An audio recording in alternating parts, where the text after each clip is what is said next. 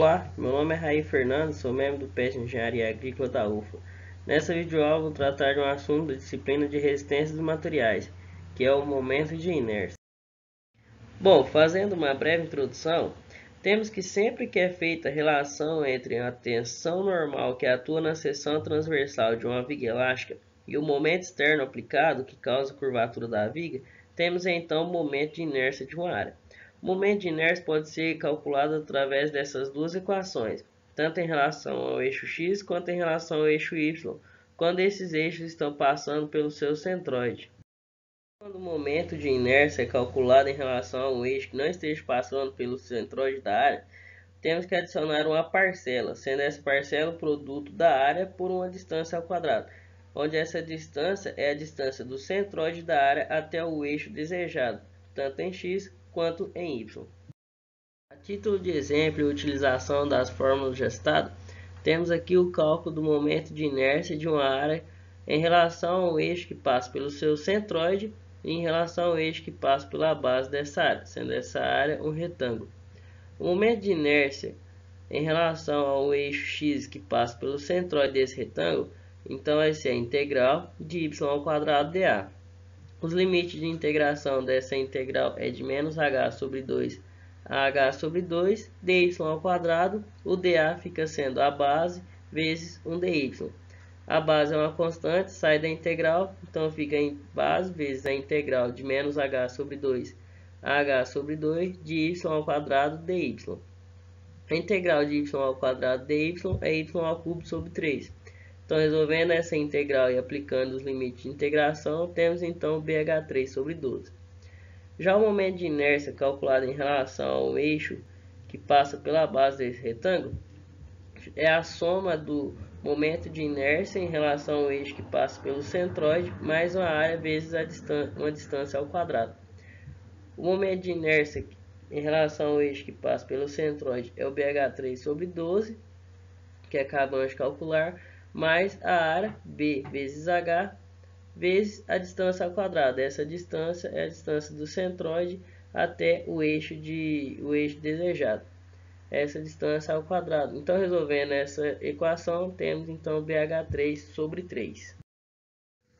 Para facilitar e não termos que ficar calculando integral toda vez que formos calcular momento de inércia, já temos calculado alguns momentos de inércia para algumas geometrias mais simples e usuais. Temos aqui o momento de inércia em relação ao eixo x, que passa pelo centroide do retângulo, que é o BH3 sobre 12, que acabamos de calcular. E quando o eixo y passa pelo seu centroide, é o HB3 sobre 12. Para o círculo, temos que o momento de inércia em relação ao eixo x e em relação ao eixo y é πr a quarta sobre 4. Para o semicírculo, o momento de inércia em relação ao eixo x e em relação ao eixo y é πr a quarta sobre 8. E para o triângulo, temos que o momento de inércia calculado em relação ao eixo x que passa pelo centroide é o BH3 sobre 36.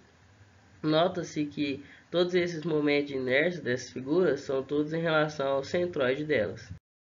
Como já temos o calculado momento de inércia para diferentes áreas, podemos então combiná-las para formar uma única área, sendo então formando uma área composta. Uma área composta é constituída por uma série de outras áreas ou formas geométricas mais simples, como retângulos, triângulos e círculos. Para exemplificação, temos então essa combinação de áreas aqui. E o título do exemplo é: determine o momento de inércia da área da seção transversal da viga em relação ao eixo x', que passa pelo centroide dessa área composta. Despreze as dimensões da solda nos cantos A e B e considere a distância da aba superior ao centro de gravidade igual a 154,4 milímetros, ou seja, é esse y barra aqui. Bom, como podemos perceber, essa área é composta por dois retângulos e um círculo. Então, o momento de inércia calculado em relação ao eixo x que passa pelo centroide dessa composição de área é o momento de inércia do primeiro retângulo mais a área do primeiro retângulo vezes a distância do centroide dele ao eixo desejado ao quadrado, mais o momento de inércia do segundo retângulo, mais a área desse segundo retângulo vezes a distância do centroide dele ao eixo desejado ao quadrado, mais o momento de inércia do círculo, mais a área do círculo vezes a distância do centroide dele ao eixo desejado. Então temos que o momento de inércia do primeiro retângulo é BH3 sobre 12, mais a área, B vezes H, vezes a distância ao quadrado, mais o momento de inércia do segundo retângulo, BH3 sobre 12, mais a área, B vezes H, vezes a distância ao quadrado, mais o momento de inércia do círculo, que é PR a quarto sobre 4, mais a área do círculo, PR ao quadrado, vezes a distância ao quadrado.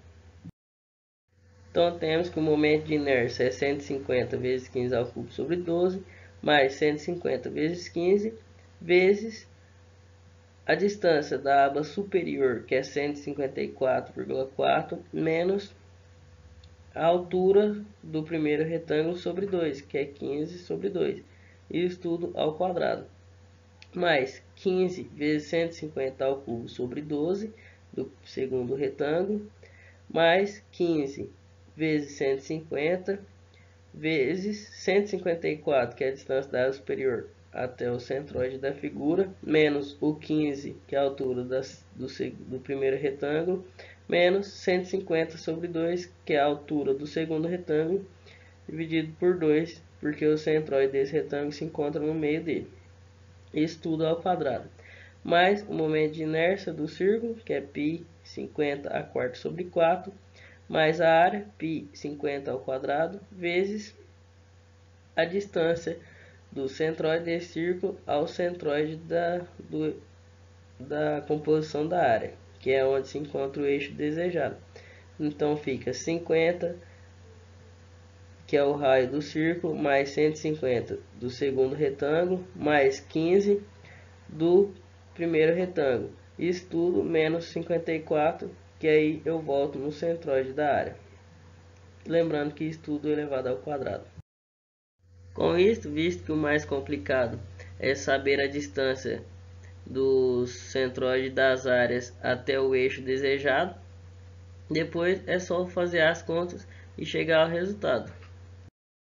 Sendo esse resultado então de 95,9 vezes 10 a menos 6 milímetros a quarta. Então esse é o momento de inércia dessa composição de área em relação ao eixo X que passa pelo centroide dessa área composta. Então é isso, pessoal. Espero que tenham ajudado de alguma forma. Valeu!